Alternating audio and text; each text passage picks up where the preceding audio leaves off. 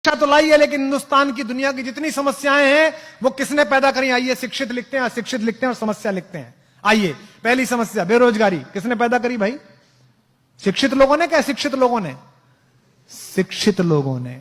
गांव में सबके पास रोजगार था, गांव में सब लोगों के पास कुछ ना कुछ काम था। लकड़ी वाले के पास लकड़ी का काम था, जूते वाले के पास जूते का काम था, लोहे वाले के पास लोहे का काम था। सब एक दूसरे को भोजन दे रहे थे, सब एक दूसरे को अन्न दे रहे थे, सबका काम चल रहा था। आपने सुना गांव में कोई भूखा मर गया? नहीं मरा। ये शिक्षित लोगों ने पैदा की। प्रदूषण किसने पैदा किया? गांव में प्रदूषण देखा कभी? किसने पैदा किया? शिक्षित लोगों ने। इससे क्या तय होता है कि शिक्षा आपको कार दे सकती है, लेकिन लर्निंग आपको संस्कार दे सकती है। आपको तय करना है कि बिना संस्कार की कार लेनी है कि संस्कार सहित कार लेनी है। अधिकतम पूरी लड़ाई बिना संस्कार की कार लेने की है। यही कारण है कि हमने इस जीवन को कष्ट का साधन बना दिया है। दूध में यूरिया मिलाया जा रहा है। जो यूरिया मिला रहा है उसको ये शर्म लिहाज नहीं है कि किसी की किडनी में जाएगा तो किसी का पति, किसी का बेटा, किसी का सुहाग, किसी की राखी सुनी हो जाएगी। उसके खुद के घर में भी बेटी है, उसके खुद के घर में भी पुत्र है। वो सोच के देखे कि मेरे पुत्र को अगर ये यूरिया किडनी फेल कर दे और मेरा बेटा मर जाए तो कैसा लगे। नहीं, वो सोच ही नहीं रहा। उसको लगता है 1000 रुपए फालतू मिल रहे, थोड़ा सा यूरिया मिला दो।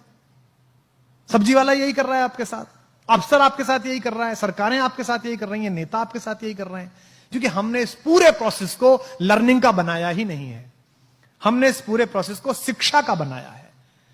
और मैं आपसे निवेदन करता हूं कि शिक्षित हो जाइए, पढ़िए, खूब पढ़िए, रिसर्च करिए, इंजीनियर बन जाइए, डॉक्टर बन जाइए, आईएएस बनिए, पीसीएस बनिए, लेकिन लर्निंग सीखिए। कोई नासा नहीं गए थे वो गांव के लोग जो गौरैया को धूल में लेटते हुए बता देते थे कि आज पछुआ के साथ बादल आएंगे। उसने अनुभव से ये जाना था। तो इसका मतलब कुछ ज्ञान ऐसे हैं जो अनुभव से ही आते हैं। महिलाएं बैठी हैं, मातृशक्ति बैठी हैं, मातृशक्ति इस नगर का प्रतिनिधित्व करती हैं। लोग कहते हैं ना बच्चा पैदा हुआ, बच्चा पैदा नहीं हुआ। बच्चे के साथ एक और चीज पैदा हुई, मां पैदा हुई। उससे पहले वो भाभी थी, बेटी थी, बहन थी, मां नहीं थी। अब वो मां पैदा हुई है।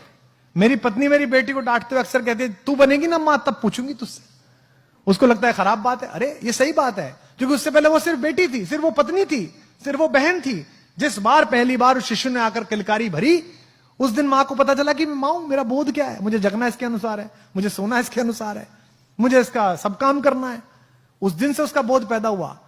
तो जैसे आप ज्ञान के साथ यात्रा करते हैं, आपके मन में नई जिज्ञासा पैदा होती है, तो यकीन मानिए आप भी पैदा होते हैं, साथ साथ आप भी नए तरीके से पैदा होते हैं। जब आप कोई चीज पढ़ते हैं और आपको एकदम चेतना आती है कि यार क्या अद्भुत बात पढ़ी, तो ये मानिए कि थोड़ा सा जन्म आपका हुआ है। अब आपको तय करना है कि आपको अधूरा पैदा होना है कि पूरा पैदा होना है। आपको विकल दिव्य अंगों के साथ पैदा होना है कि संपूर्ण सुशोभित शरीर के साथ पैदा होना है। इसलिए पढ़िएगा तो ये सोच के मत पढ़िएगा कि ये पास करना है, ये सोच के पढ़िएगा कि मुझे ये जानना है, ये मेरी इच्छा है, ये मैं जानना चाहता हूं। अधिकांशतः हम जो पढ़ रहे हैं, हम ये पढ़ रहे हैं कि ये इतना है, इसको ऐसे करने से ऐसे हो जाएगा। इससे जीवन आगे नहीं जाएगा। गांव में मैं गया तो वो एक गांव के प्राइमरी स्कूल की पहली दूसरी क्लास की अंग्रेजी की किताब देखी, आपने भी देखी होगी। उसमें लिखा हुआ था जी फॉर जेंटलमैन। तो सामने कुछ चीजें बनी रहती है ना, अम्ब्रेला बना हुआ है ना, बना रहता है सब। बी फॉर बैलून, तो बैलून बना हुआ है। तो जी फॉर गर्ल एंड जेंटलमैन, तो एक लड़की बनी हुई और जेंटलमैन के नाम पर सूट पहने हुए एक आदमी बैठा हुआ, मतलब खड़ा हुआ, यानी कि जेंटलमैन है। जिसने सूट पहना वो जेंटलमैन है। तो गांव के उस बच्चे को यह लगता होगा कि ये जो धोती कुर्ते में मेरा बाप है,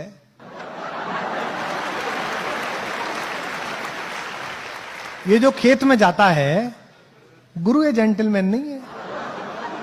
जेंटलमैन कौन है? जेंटलमैन पीडब्ल्यूडी का वो चोर क्लर्क है जो सूट में आता है रोज सुबह सुबह।